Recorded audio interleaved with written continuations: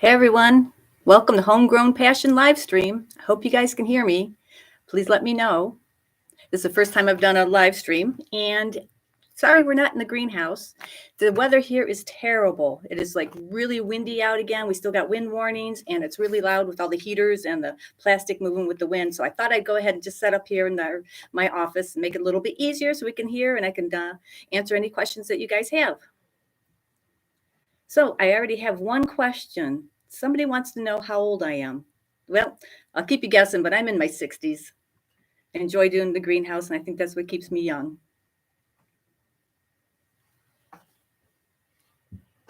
Somebody's here to lurk and observe, okay, and somebody's got their popcorn ready. Well, I am Irish. My dad was from Belfast, so I have my Guinness here. So hopefully you guys will join me with a pint. Hope we get lots of good questions because we're trying to do different things in the greenhouse. And I want to see what you guys want to learn how to do. And if you guys have any better suggestions on things that I can do, because, sometimes I don't know everything and I try to do the best I can. We've been doing it for about 8 years and it's fun. And it's a learning process, which is a good thing. So, okay, I got another good evening. Well, good evening to you all. So I guess I could talk about what I'm doing this winter. I'm doing a lot of microgreens for us, and I'm doing a lot for my CSA program because in the wintertime they can't get tomatoes and cucumbers and peppers. So I'm doing a lot of peppers, which is really a fun thing because I really haven't done those before. And the tomatoes, we've done those the whole time that we've been in the greenhouse. We kind of scaled them back a little bit because they are a little bit high maintenance. And the English cucumbers always go over really well in the wintertime. So it's kind of nice being able to sell them different progress and stuff. Okay, let's see. Okay, let's see what else we got. Oh yeah, I wanted to ask about the barrels we added to the space. I don't have them anything in them right now, but I was checking the things I seeded, which was the carrots and the onions and the beets and parsnips. Parsnips, of course, didn't sprout yet because I think the label says it takes like 21 days. So those are still in the control tunnel, but the carrots and the onions really sprouted well. And the beets, of course, the beets are doing good. So those will probably go into those barrels pretty soon here. Yep. I see I got somebody from Canada. Great. I love seeing all the different people's comments from all across the world. It's so neat how hydroponics is everywhere. And I think it's getting to be more and more. People are really realizing that you can really save energy. You can grow a lot in a smaller space. With the controlled environment, it's really nice. Okay. Oh, a banana tree or tropical plants. I'd like to do long-term plants in my greenhouse, but because of the pests that come in there, I really don't want to do any house plants or bring anything in there that could have any pests or pathogens on it. So I'm really picky about the greenhouse because I think I've mentioned in the past that I have the doorbell that when Doug wants to come in, he has to ring the doorbell. Let's see. How often do you change out the nutrient solution and clean your reservoir? I change my nutrient solution every 3 to 4 weeks. It just depends and the time of year. And I try to clean it out every single time. I do a deep clean like once a year or once every 18 months where I actually scrub the whole nutrient tank out. But you want to keep the nutrient tank changed a lot so you keep the salts out. Okay. Let's see. What else do we have? Yes, we are growing the tomatoes in this weather. It's 14 there in Washington. And I think we're going down to that far tomorrow. We're supposed to have really wind chill problems. And I had another question a while ago. Somebody was asking about basil, growing basil in the wintertime. It does really well in the greenhouse. And was a really big seller when we were selling to grocery stores because it's hard for grocery stores to get good basil because all the produce usually comes in on a refrigerated truck. And, basil can't be refrigerated because if it goes below 50 degrees or 55 degrees, it ends up turning black on you. No, we haven't tried aquaponics with the fish. I don't think I could fillet fish, and I'm not really into that type of thing. But it's something I know a lot of people do aquaponics. But for me, the hydroponics works really well, and it's something I can maintain myself. Let's see. Oh, somebody's saying they had aphids and ended up tearing everything out and down sanitized. Yeah, I had aphids one year too. That was before the doorbell, and it got all over my basil. I just had to rip everything out and start all over. And then I kept getting ladybugs in there because they're really good at keeping aphids down. Yep. Let's see what else here. Um, let's see. No, I don't see any. Oh, somebody says Jay Guinness. Yep. Like I said, it was always my dad's favorite. In the afternoon, I would go visit him. We'd share a Guinness together. Is there any other? Here we go. Coconut tree. Never thought of a coconut tree. But again, don't think I want a long-term plant in there. Because I do have my house plants. I have a ficus tree that I've had for probably 38, 40 years. And it's in my living room. But I'd love to bring them out in the greenhouse. I'm just afraid to. Oh, somebody's a chef and they want to know about growing their own microgreens. And I don't know if you really need the grow lights to do the microgreens, because I did all of mine and they were in the just the regular part of the greenhouse, and I've done it too just by a window, and they still grow really well because they're a shorter term plant that they don't need as much light. That's what I'm thinking, but they do grow really well. How the carrots doing? The carrots are coming along nicely. Getting ready to transplant them probably in another week because I have them under the grow lights in my nursery channel. I hope you guys all saw that video we just did about putting a new nursery channel in. What a difference that made. Because what happened is over the years, the wood kind of separated and we couldn't get enough silicone in there, and it would work for a while and then it start leaking again. So it's nice having the channels in there. How do I start my tomatoes? I start them all from seeds. I get the seeds from Johnny Seeds, I told you before, and the kind I like to grow is Belsky. It's a greenhouse tomato seed, and I just start them out in the. I use rapid rooters. I don't use the Oasis cubes because the rapid rooters do a lot better for the tomatoes, and because the seeds are so expensive, I want to take really good care and make sure that they germinate. And the rapid rooters, I know Doug's put a link down below for me. Well, I'm glad you guys like working on their hydroponics.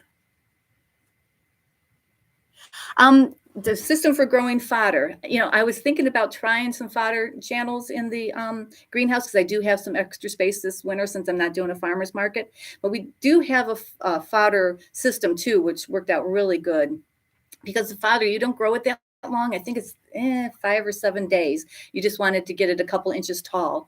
And what's amazing about the fodder is that the animals eat the roots, the top, everything. They just love it because you just spread it out in the channel.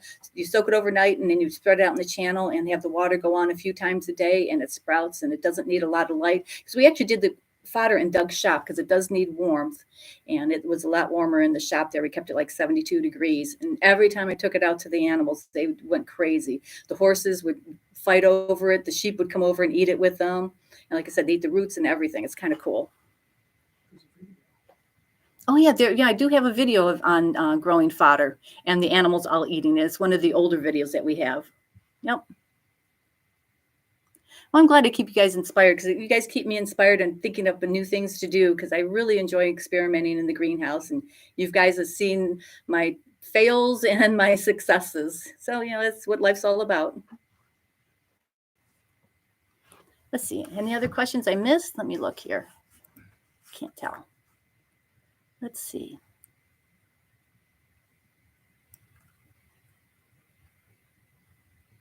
Okay, come on, guys. Give me some more questions. Or else I'll just start blabbling on here. So, what tomatoes do I love the best? The tomato plant I really like the best is bee orange. It's a yellow orange tomato, and it's a lot less acidic, and it's got a really good flavor. And we grew that a couple of years when we were doing the farmer's market. How every farmer's market always has a tomato contest in August and end of August.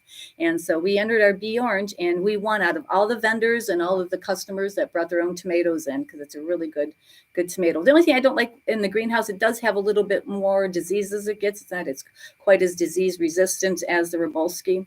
So that's why I don't really do it right now in the greenhouse, but I think next year in the farmer's market, I'll do it again because there were times I had people come and they buy the whole bin of the red or the orange ones that I had because they liked them so much. Yep. Would I be doing traditional farming if I wasn't doing this? Oh, I don't think so. I really enjoy the hydroponics. I enjoy the closed environment and I like the smaller footprint because I always tried to have a garden outside all these years. And, the weeds always took it over. We'd have a drought or we'd have a windstorm or something. It was not the best thing to do. So I do enjoy the hydroponics. Actually, I wish I would have did it 30 years earlier, but, you know, the life goes on. You do what you like. Somebody has indoor lettuce farm and they have aphids. The best thing I found for aphids, if you can't get the ladybugs, is insecticidal soap. That kind of kills them because it suffocates them and then they can't reproduce. You just have to really watch the aphids because once they start getting wings, they start going everywhere. So you have to really get on top of them and spray them and just scout all the time. And then another good thing is to do your yellow sticky cards. Those are really a good way to trap them and to keep an eye on how many pests and bugs you have in there. What type of strawberries do we grow? I grow albium. It's a day neutral everbearing plant. And we started our plants I got the bare root stock, got them last April. And we had them going all the way to the end of the year here in the high tunnel. And they did exceptionally well. Out of my 800 plants, I got about 800 pounds of strawberries through the whole time. That was the strawberries I sold. That's not counting the ones I ate or some of the bad ones. So they were really prolific and growing. And I've grown those a couple of years now and have really good luck with them. This year, we're going to try something different. We're going to do a video on it, but I'm going to try to overwinter some of the plants because I've heard that 2-year-old plants produce even more than when you get the bare root stock. So let's see what happens. Let's see. Yeah, dirt farming does take a toll on you. Yeah, it's one thing nice about the hydroponics with the system that we have. I don't have to bend over and pick everything. And that's the same with the strawberries. They got everything up high because bending over kills my back.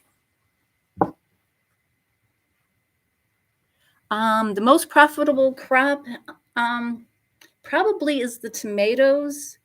And the least is, which I only grow in the wintertime because I have the space, is when I do fennel because it takes so long for it to grow.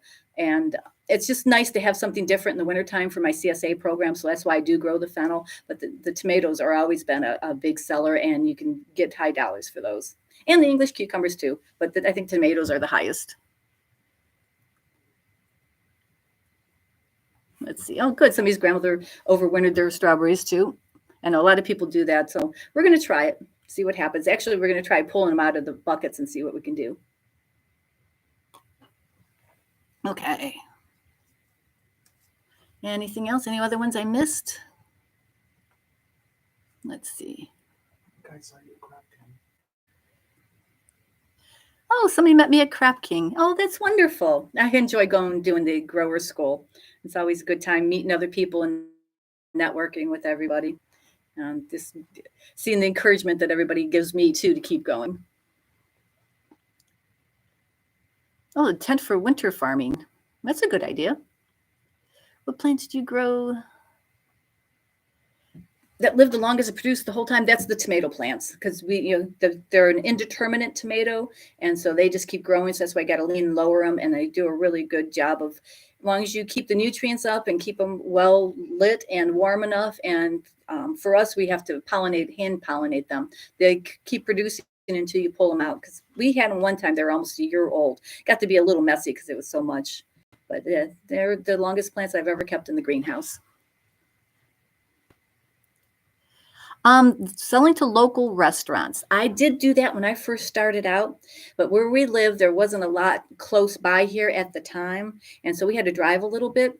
But when I went to sell my produce, all I did was hop in the car, a box of lettuce or whatever I had going at that time. And I just walk in and ask the hostess so I could see the owner or the chef. And, I'd make sure I went on an off time, between lunch and the dinner hour, and just walked in and showed them what our produce was. And 9 times out of 10, I was able to get an account with them. And the same with the grocery store, some of the smaller grocery store chains that I work with. I found out who the produce manager was and made an appointment to go see him. Brought my box of lettuce, open it up and they're like, oh, wow, that's really cool. And I got quite a few accounts. But for us, it was a long haul because, like I said, we're out in the middle of the country and it's a lot of driving to deliver all that. So that's why we kind of honed in on the CSA program and the farmers markets. But I know there's a lot of successful hydroponic farms that sell to grocery stores and to restaurants. And I have a friend down in Tennessee that sells to a casino with their restaurants there and has a really good account with them.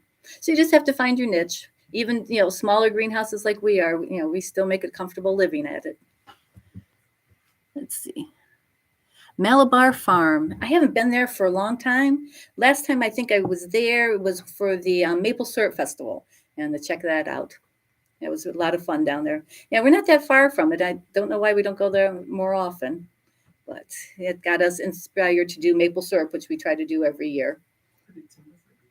Yeah, and I think Doug did some timber framing down at Malabar Farm one time, because he's in the guild and he loves to build timber frame barns, and like my chicken coop's a timber frame, my lean-to for the cows is a timber frame, and we have an old barn here on the property that's from the 1800s that he's repaired, and it's in really good shape. What YouTube channels do I watch? I watch all kinds of YouTube channels, all the different hydroponic ones, the one on cattle, the one on chickens, just everything. I'm getting into flowers because I really like flowers. So I've been watching a lot of YouTube videos on flowers because I'm planning on starting my impatiens and begonias and petunias here pretty soon. And I got some new baskets that I got one at the auction a couple weeks ago. So I'm excited about getting that done. So I watch a wide variety of YouTube channels. We do have somebody wants to know if I grow hydroponics using only the sunlight, or do I have lights? I do have lights over the tomatoes, peppers, and cucumbers because they need a longer day length to keep them producing for the wintertime, and that's a good cash crop for me in the wintertime. So we keep the lights on for them, but that's only maybe a fifth of my whole greenhouse space. The rest of it, the NFT channels, that's all under natural sunlight, and I just have to adjust in the wintertime for the shorter days and the less sunlight for a longer growing period. So I always say, there's some lettuce in the summertime I can grow in 5 weeks, and in the wintertime it's 8 to 9 weeks. It's just because of the low light. So you just have to, that was the hardest thing for me to learn, was to adjust the days or adjust my planting time to make sure I had my product ready, available when I needed to harvest it. So I took all kinds of notes, and I have all kinds of graphs and stuff that I look at. So when I go to plant something, if I seed it in December, I know I won't be able to harvest it to February or whatever, however many weeks it is that I've had historical with it. Let's see. Yeah, there's all kinds of big hydro lettuce places near me. Yeah, there's I can't think of one. I know there's a new one in Hudson that's all indoors. A lot more indoor growers now for some reason. And I know they do a lot of the leaf lettuces for the suppliers of the grocery stores around us. Yeah, they take over old warehouses and convert them into the growing space. But to me, I think it's a lot more cost in growing that, because you do have to cool it and heat it, and with the lights. Luckily in the summertime, I have my fans going, so I don't have to have air conditioners or anything like that in the wintertime. Just the heaters and a few fans. It's not that bad. Okay, how often do I have to clean my NFT channels and my hydroponic equipment? And I just use water with a little Dawn soap to clean my channels, and I try to clean them after every harvest, because I noticed years ago when I first started, if I didn't clean them, then I ended up getting pythium and stuff in the nutrient water, since it is a recirculating system. So I try to keep the NFT channels nice and clean. The beto buckets, my tomatoes, once I pull those, I clean them. The ones that have the cucumbers in them, I do use that growing medium 2 or 3 times so I don't waste it.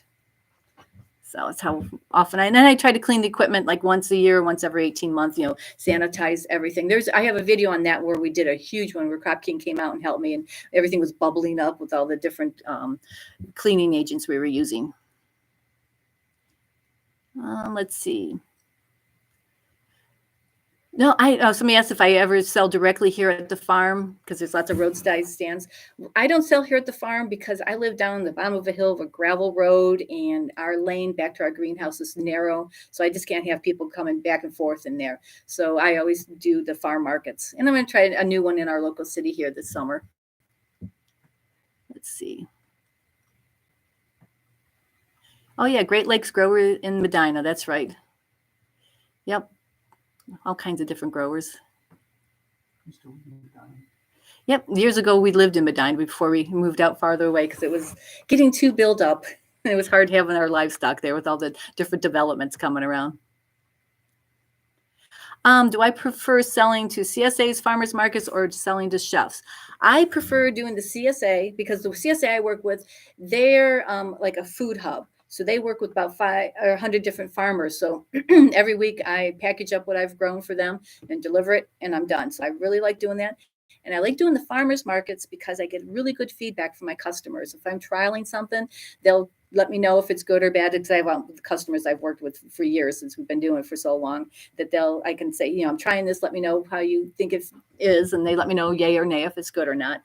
And I like to have a couple different sources of revenue because you don't want all your eggs in one basket, so you want to make sure you have a couple different revenue streams. Let's see here. Let's see. How did you get into hydroponics?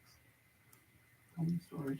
So if somebody wants to know how we got into hydroponics, well, when Doug and I first got married, we went down to Epcot down in Disney World down in Florida and saw the Epcot Center and saw the the lettuce spinning around. You take that little ride and you see all the hydroponics, and we just thought that was the coolest thing in the world.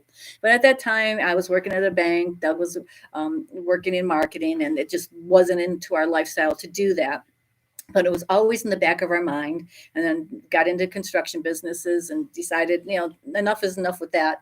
And we thought, let's check out the hydroponics again. And so we ended up going to Crop King. So that's why I mentioned them so much, is because they've been so helpful with us. We went to their grower school and found out how cool it was, did a lot of research, watched a lot of YouTube videos, and decided, what, we might as well just take the jump and go try it. So that's what we did. Let's see, what else we have here.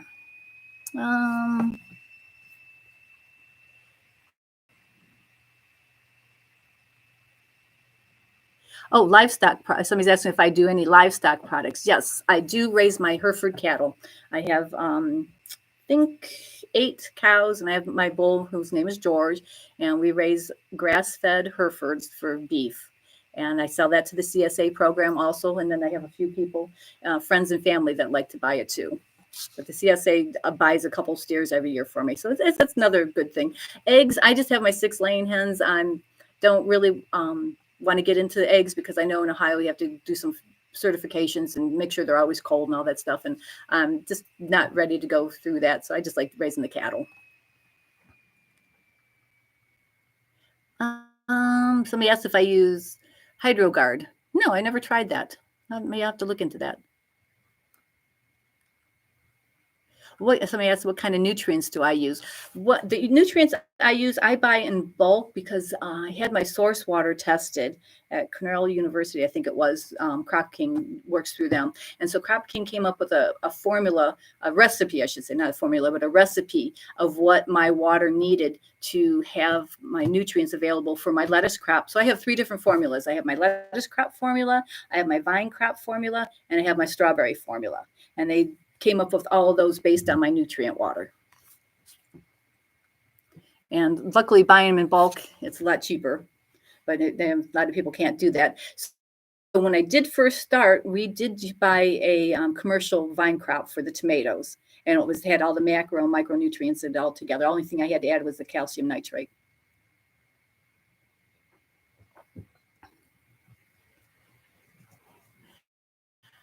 How much government involvement is there in my business? Just nothing really. There's no regulations. I did take some product safety training and GAP training, good agricultural practices training, but because we just harvest and it's a one cut thing, that it's there's really no inspections that we need to have done at this time. Everything could change. Let's see.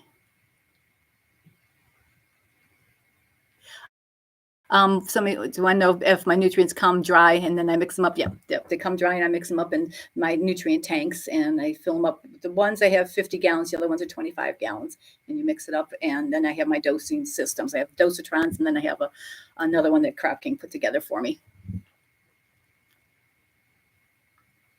Yeah, I've never tried growing tomatoes in substrate bags. I see a lot of people doing it. I've seen a lot of YouTube videos on it. And, maybe something I might try down the road. But right now, I just like the Beto buckets. Oh. So let's see. Any other questions from you guys?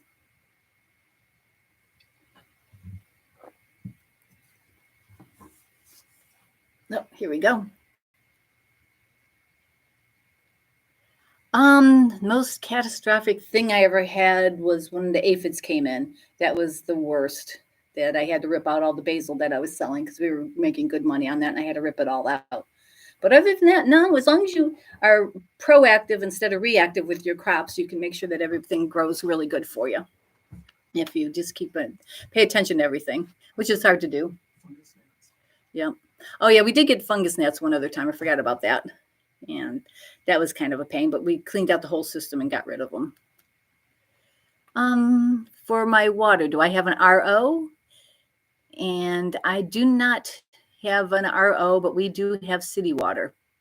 And the only thing I have to worry about with my city water is the chlorine in it. So when I do fill up my nutrient tank, I let it aerate for at least 3 hours before I take it and put it back out to the plants. So I make sure I have to do it at night, because if you do it during the day, everybody will get all wilty. But if I do it at night, I can leave the water off for about 3 hours to let it aerate and get all the chlorine out of it.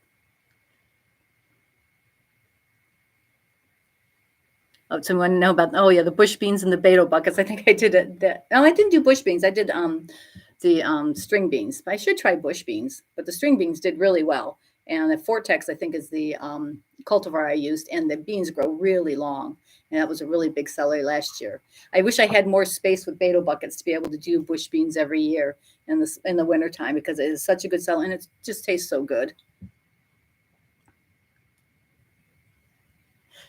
My pest bug control is keeping them out. That's the first line of defense. And then I use the yellow sticky cards. And then if I do get something, the insecticidal soap has always worked really good for me. Or I try to get the ladybugs or natural predators in there to take care of them. Because I know there's a lot of different websites you can buy that stuff on. But luckily, this past couple of years, I've been pretty good.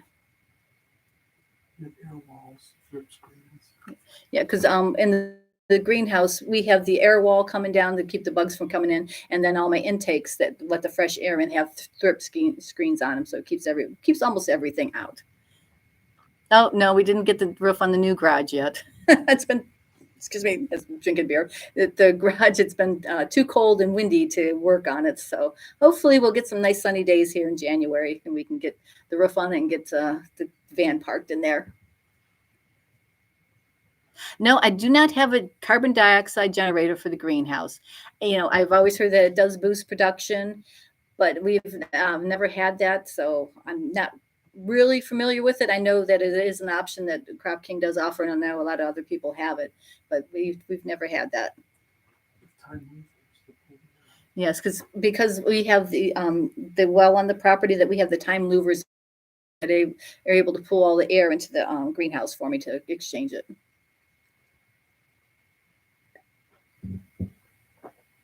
Oh, I'm glad somebody's been following us for a while. Thank you. Okay, let's see. Have you ever covered how the first-time growers can buy places to sell to? Oh, the first-time growers, the best thing you should look into is some farmers markets.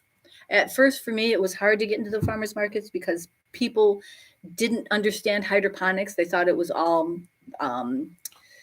just unflavored, didn't have any flavor. It was, all grown hothouse tomatoes and that. But once I got people to try it, it really made a big difference, because there was a couple of people at the farm market, they walk by and say, "Oh, those are hothouse tomatoes. They don't have any taste." So I give them one just to try. So, go ahead, try this. Come back and let me know what you think next week. Well, they always came back the next week and bought them for me.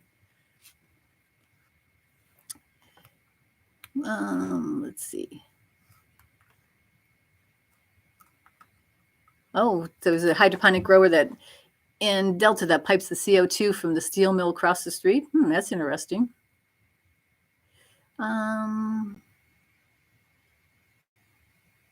Let's see. What are the next big plans for our farm? Are we branching out in the new business venture, or just expanding what we have? I think we're just going to expand what we have for right now, because I'm really enjoying it.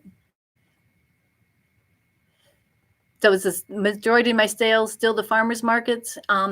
I'm half and half with the farmers market and my CSA program. So, and there's a couple more restaurants here that have come in town. So I'm thinking about going and contacting them and see if they'd be interested in some lettuce.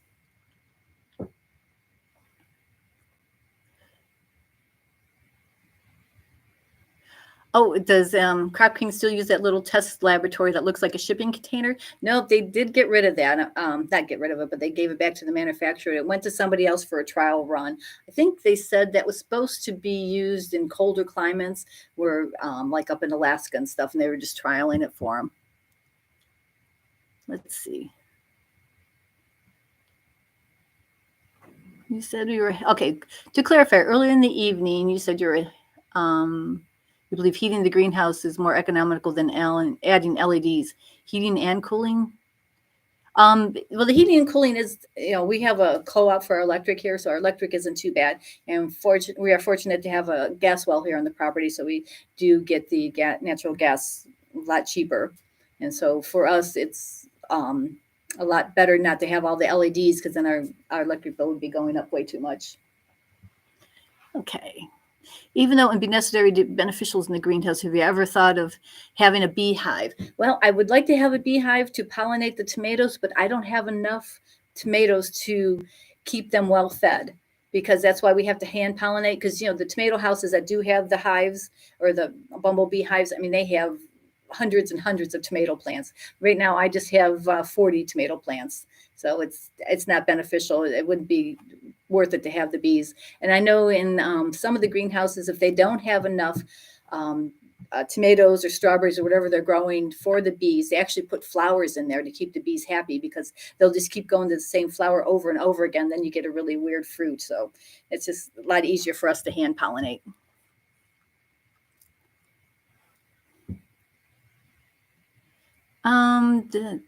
What is the dimension and size of the containers we grow the strawberries in, and how many plants you put in? I'm not sure about the dimensions. They're about this big by about that big. And when I first started doing the strawberries, I was putting 5 or 6 plants in each one, and talking to Nathan, and he told me that put 3 in and you'll get better production. Now, I didn't really believe him, so I tried, and he was right. So I just put 3 strawberry plants into each one of the containers. And it works out. And like I said, we had really good production. So,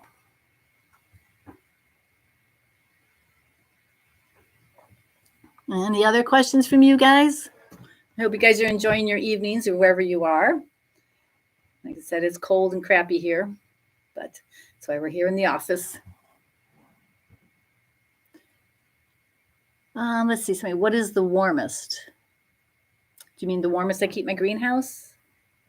I think the warmest we're keeping the greenhouse right now in the wintertime is 73 degrees, and then it goes down to 68 at night, because you do still want to have the temperature drop in the evenings.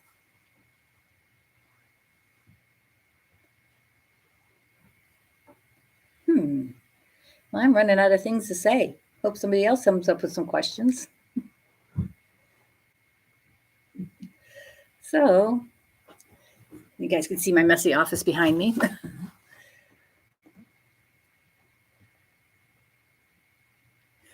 Oh, somebody's in Denmark. It's 8 Fahrenheit. Oh, that is cold. Oh, what is the warmest greenhouse can get for the NFT and lettuce in the summertime? I know mine's cranked up to 100 degrees sometimes, but it's usually you want to keep it down in the 80s, and the crop will still do really well. Where do I get my seeds and plants? So I just buy my seeds and my strawberry plants. I've been working with Johnny Seeds for the past few years, so that's basically where I've been getting everything. Now my flower seeds, I'm getting them from a different vendor for the petunias and that. I think that was Harris Seeds.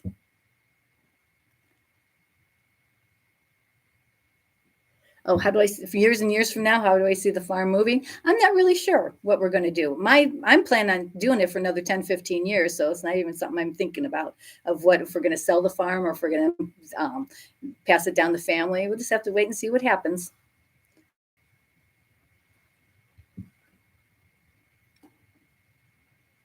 Okay. Somebody asked if the kids still help. No, it's just right now, it's just Doug and I here at the farm doing our thing with Key and the dog. Yeah. Let's see.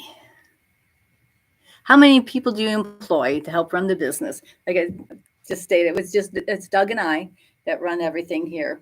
It's we have it honed in enough that we don't really need to hire anybody, which is kind of nice. I'm really picky about my product. I want to make sure everything looks perfect, and harvesting, I want to make sure it looks good, and I'm picky about the sanitation. So yes, I like to be controlled, so in control of everything in the greenhouse. So it's just the two of us. He's the maintenance person, and I do everything else. Yeah. Let's see. When people hear you have a greenhouse and do hydroponics, how often do people think you grow marijuana? Oh my gosh, everybody thinks I grow marijuana all the time. It's like, no, that's not what I grow. I grow lettuce. Yep. Let's see. Okay, how many hours a day takes me to manage the greenhouse? In the summertime, when I'm really cranking it and doing the farmer's market, it probably takes me a good 8 hours every day, 40-hour week or sometimes 50 hours. And in the wintertime, I'm probably working 20, 30 hours a week in there because it's not really cranking. And that's my choice. I did do winter farmers markets, so it just depends on what you want to do and how you want to do your business. Let's see. So follow up on the warmest. My hoop house gets up to 105 degrees in the summer. Can I still grow NFT greens? Yep, you can. Because like I said, my greenhouse has gotten up that high when we get those really hot days. Even though I got the wet wall going, it still gets pretty warm, and the lettuce does pretty good. You just there's different varieties of lettuce that you should grow in the wintertime and the summertime. And if you read the literature from the seed company, it'll let you know if this is a good one to grow in the winter, or good one to grow in the summer, spring, or fall. So you just have to plant that accordingly too. Because like my bib lettuce, it doesn't grow really good in the wintertime, but in the summertime, it makes a nice big head. So as long as you plant what can grow in that temperature, you shouldn't have any problems. Too, it's because the NFT, it's a recirculating system, and my tank, my reservoir tank is buried in the ground, so it keeps it cooler and I keep it covered. So then the water going through the roots is cooler, so it keeps the plants a lot cooler.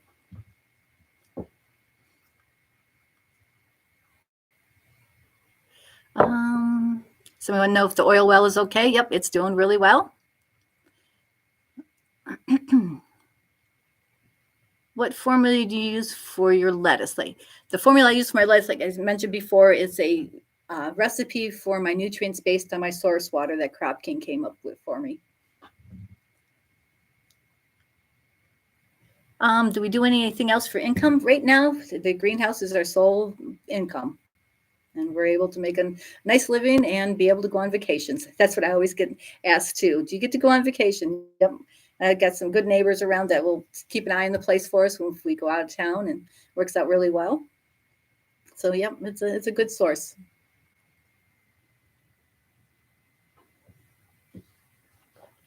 Some of you St. Bart's. I'd love to go to St. Bart's. Went down to Florida over Thanksgiving. That was fun.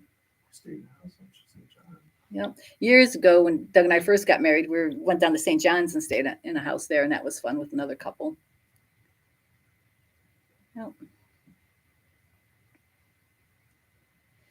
Well, if you guys don't have too many more questions, I think I'm going to call it an evening. Go down and see what I can make for dinner. So I definitely want to do this again, because I really enjoy talking to everybody, even though it seems like I'm talking to myself. I can see all you guys out there. So does Crop King use our farm as an example of the success possible? Sometimes I do. Yep. I know they always tell people to take a look at our YouTube channel to see what we're doing. So everybody, thank you. Cheers to everybody. Have a pint and enjoy your evening. And we'll probably do this in a couple weeks again. And maybe we'll be out in the greenhouse. We won't have such crappy weather out there. So you guys have a good one. Take care.